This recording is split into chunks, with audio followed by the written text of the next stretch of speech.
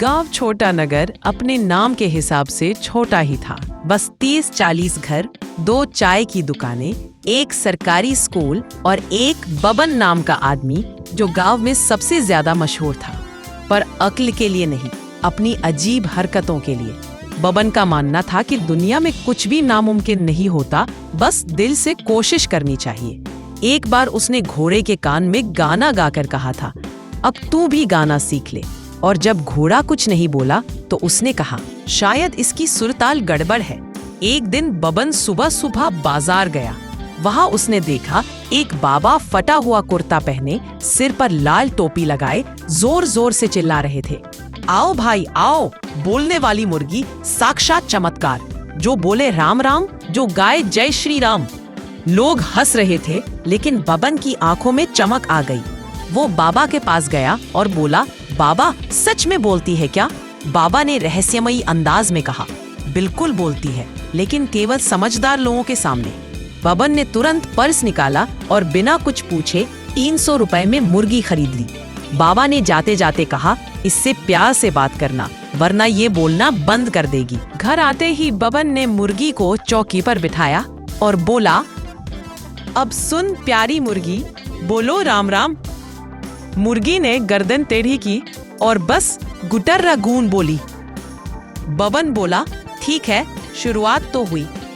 वो मुर्गी को दूध में हल्दी डालकर पिलाता, टीवी के सामने बैठाकर न्यूज़ सुनाता और रात को उसे लोरी सुनाकर सुलाता, ताकि शब्द याद रहे।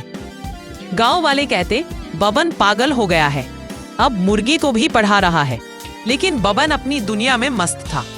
3 दिन बाद बबन ने ऐलान कर दिया, कल मेरी मुर्गी सबके सामने बोलेगी, जो नहीं मानेगा वो खुद देख ले। अगले दिन गांव का चौक भर गया। बच्चे पेड़ों पर चढ़े, औरतें छतों पर, बूढ़े सामने बेंच लेकर बैठे। सबके बीच बबन खड़ा था, हाथ में माइक, असल में टूटा हुआ रेडियो का तार, और पास में उसकी मुर्गी। बबन ने कहा, अब सब चुप रहो, ये बहुत समझदार है, पहले प्रणाम करेगी फिर बोलेगी। फिर वो मुर्गी से बोला, बोल मेरी जान, सबको नमस्ते कर। मुर्गी ने गर्दन घुमाई, पंख फड़फड़ाए और सीधे बबन के सिर पर चढ़कर जोर से गुटर गून गून बोला। गांव फट पड़ा, हंसी, तालियां और बच्चों की सीटियां। कोई बोला, अरे ये तो भाषण नहीं दे रही, चुनाव प्रचार कर रही है। दूसरा बोला, बबन भाई अब इसे स्कूल में एडमिशन दिलाओ। बबन का चेहरा लाल हो गया, लेकिन वो बोला, कोई बात नहीं, हर टैलेंट को वक्त लगता है। अगले दिन उसने मुर्गी को फिर सिखाने की कोशिश की। इस बार उसने मुर्गी के सामने आईना रख दिया, ताकि वो खुद को देखकर आत्मविश्वास पाए। पर मुर्गी ने आईना देखकर सिर्फ अपनी चोंच से थक थक किया और भाग गई। अब बबन परेशान, मुर्गी घर से गायब।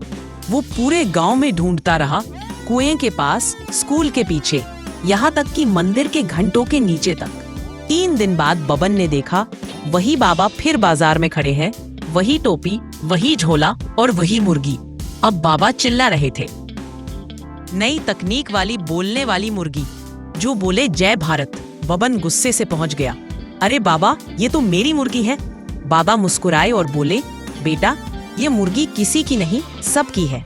ये घूम घूम कर लोगों को सिखाती है कि अंधविश्वास मत करो। बबन अवाक रह गया, उसे हंसी भी आई और थोड़ी शर्म भी। उस दिन से उसने ठान लिया, अब मैं किसी भी जादू टोने वाली चीज पर भरोसा नहीं करूंगा, बस अपनी मेहनत पर। कभी कभी बोलने वाली मुर्गी हमारी मूर्खता होती है, जो सिर्फ हमें ही सुनाई देती है।